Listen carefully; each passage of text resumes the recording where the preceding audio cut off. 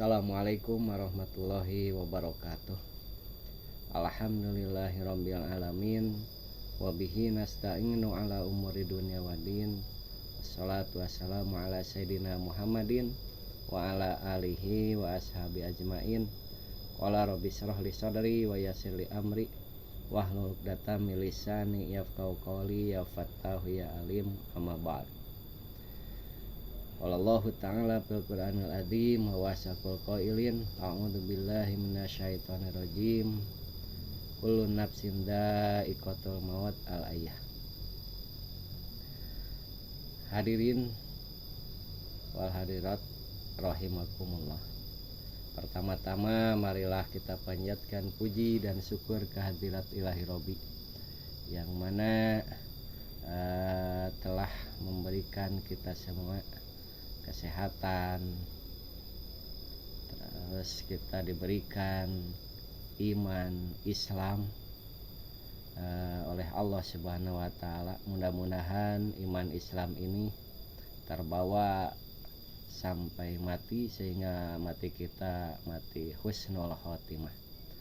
Salawat dan salam marilah kita limpah curahkan kepada paduka alam Kanjeng Nabi Muhammad sallallahu alaihi wasallam yang telah memberikan kepada kita semua umatnya membawa ke jalan yang benar dari jalan yang gelap gulita menjadi terang benderang yang diterangi oleh cahaya agama yang dibawa oleh Kanjeng Nabi kita yang mulia Kanjeng Nabi Muhammad sallallahu alaihi wasallam.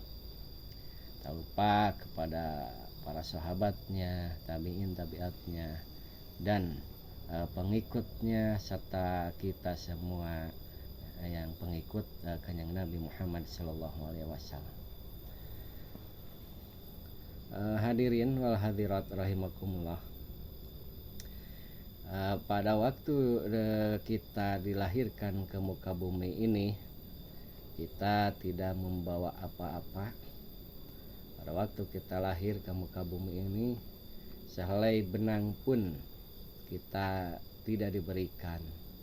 Cuma badan kita yang telanjang.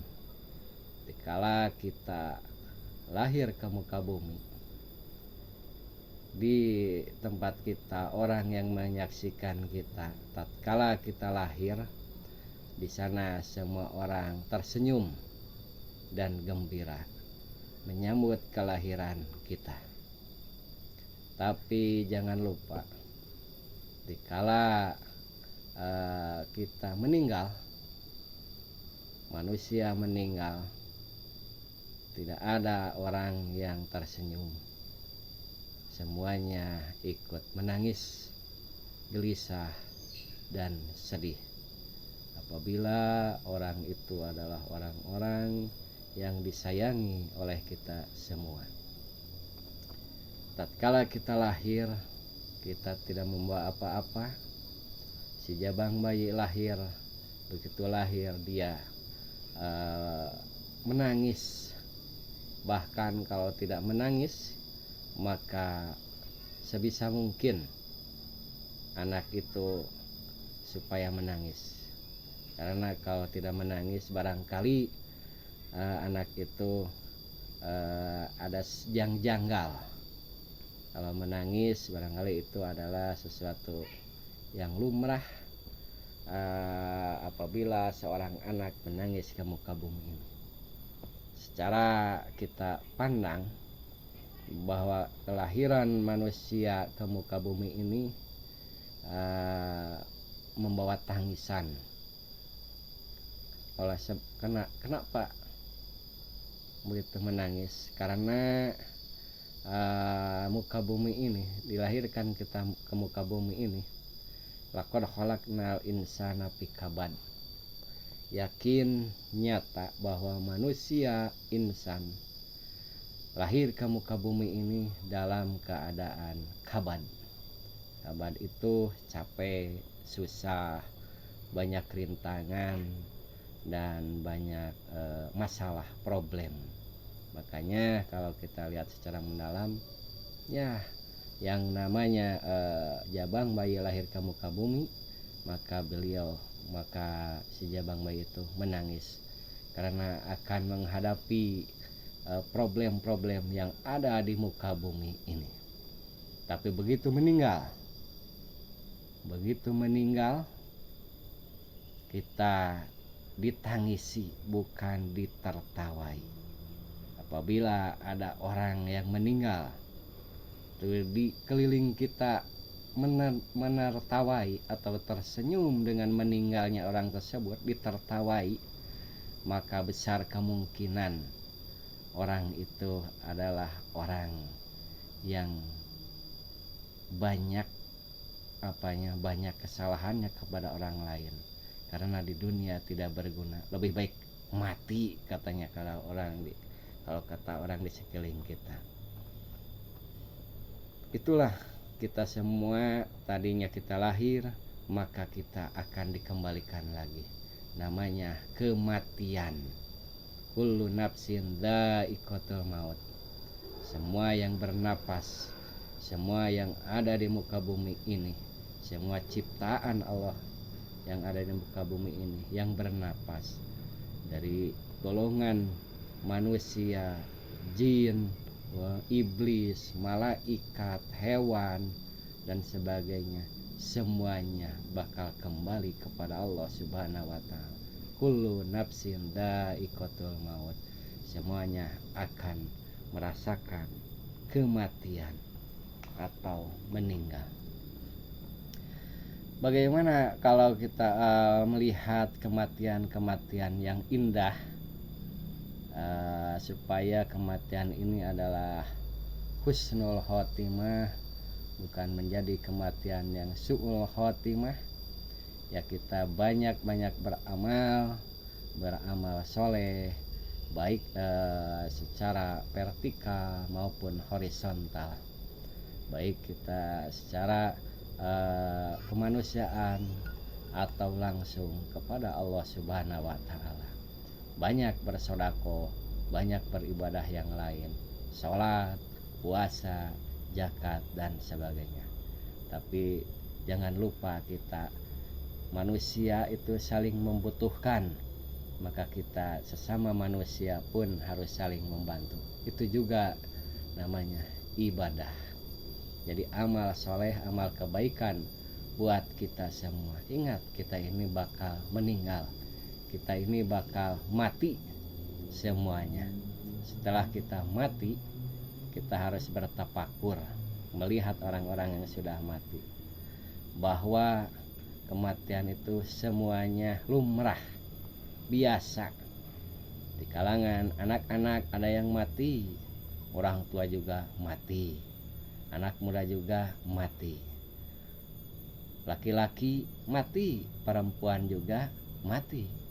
Jadi semuanya calon mati.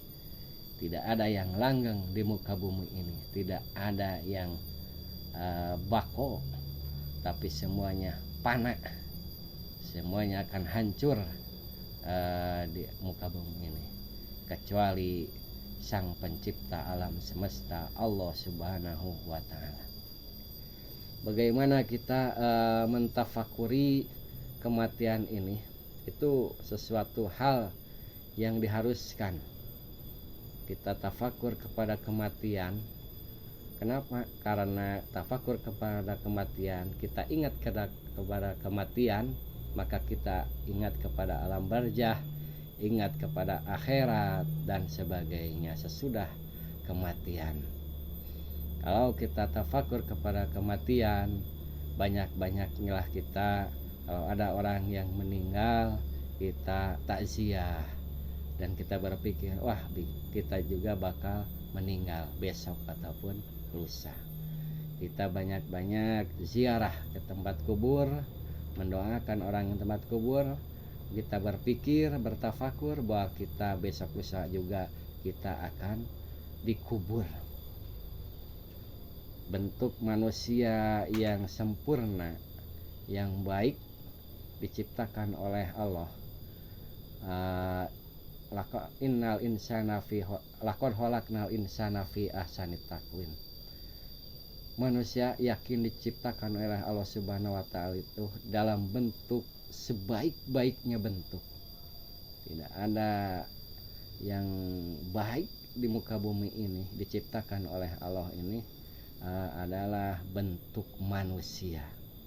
Karena manusia itu adalah fleksibel. Istilah fleksibel bisa kaditu kadieu, bisa ke sana kemari, bisa menyerupai A, bisa menyerupai B, bisa berpikir yang logis, bisa berpikir pun yang tidak logis pun bisa terpikirkan.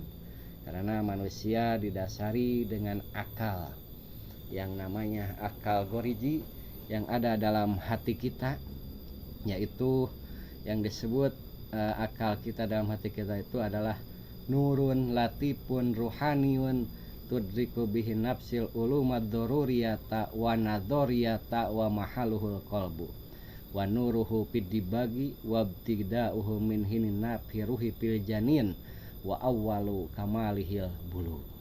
Itulah yang dinamakan akal. Akal itu adalah nur latif, cahaya yang lemas. Nurun latif, cahaya yang sebangsa ruhani yang ada dalam hati kita, dalam kolbu kita.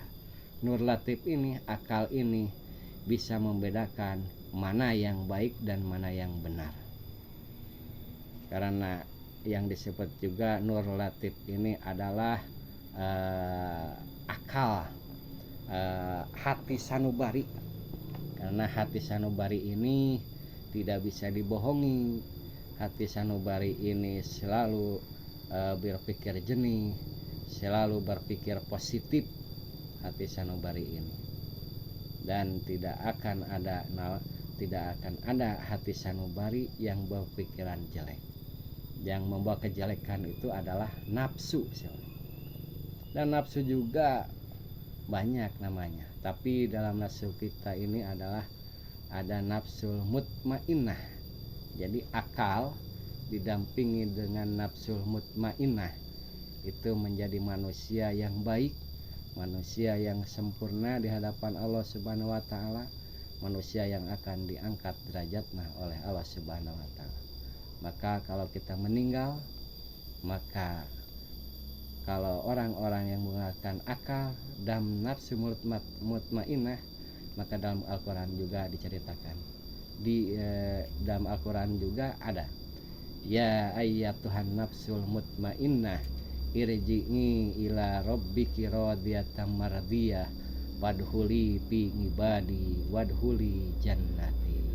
Berarti patokannya orang-orang yang menggunakan akal goriji dan didasari dengan nafsul mutmainnah, maka kembalinya kepada keridhaan Allah dan kembalinya akan ada dalam kemenangan dan kenikmatan, yaitu jannah, surganya Allah Subhanahu wa taala. Untuk kita harus banyak-banyak bertafakur dalam menghadapi kita ke alam akhirat, yaitu dengan kematian. Tapi ingat, kalau orang-orang yang tidak menggunakan akalnya, kebanyakan nafsu syaiton, nafsunya nafsu amarah, maka itu akan terhijab kita ke alam akhirat.